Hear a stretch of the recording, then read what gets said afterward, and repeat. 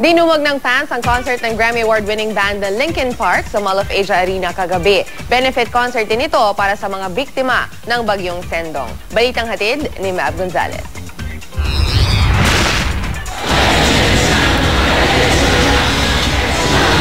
Talagang dream come true para sa mga Filipino fans ang one-night-only concert ng Linkin Park sa Mall of Asia Arena kagabi. Si Nabel, dumayo pa mula Calamba kasama ang nanay niya para makita ang mga idolo niya.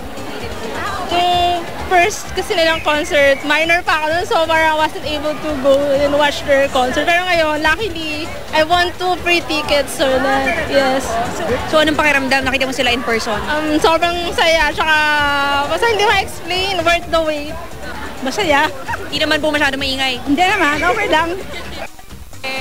Hindi lang pinasaya sa rock music ng banda ang kanilang fans. Ang concert kasi nilang pinamagat ng Linkin Park Living Things World Tour, fundraising din para sa mga biktima ng bagyong Sendong. Nakikanta ang mga nanood, lalo na nang tugtugin ang sikat na kantang Paper Cut.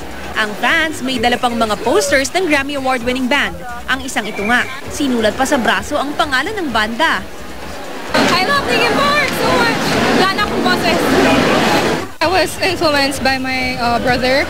I think it's very, very lively, very uplifting whenever you hear their music, and sometimes like Shadow of the Day, like those songs, if you really look into the lyrics, it really means something. Masaya. Tsaka we grew up, diba, with this music, so sobrang enjoy.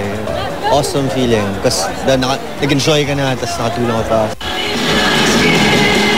Mahigit 50 milyong kopya na ng mga album ng Linkin Park ang nabenta sa buong mundo at ang kasikatan nila. Ginamit nila para makatulong sa mga biktima ng natural disasters sa pamamagitan ng kanilang non-profit organization na Music for Relief. $1 kada ticket na mabenta sa concert nila ang idodonate para magtayo ng mga bahay para sa mga biktima ng bagyong Sendong sa Mindanao. Mav Gonzalez, GMA News.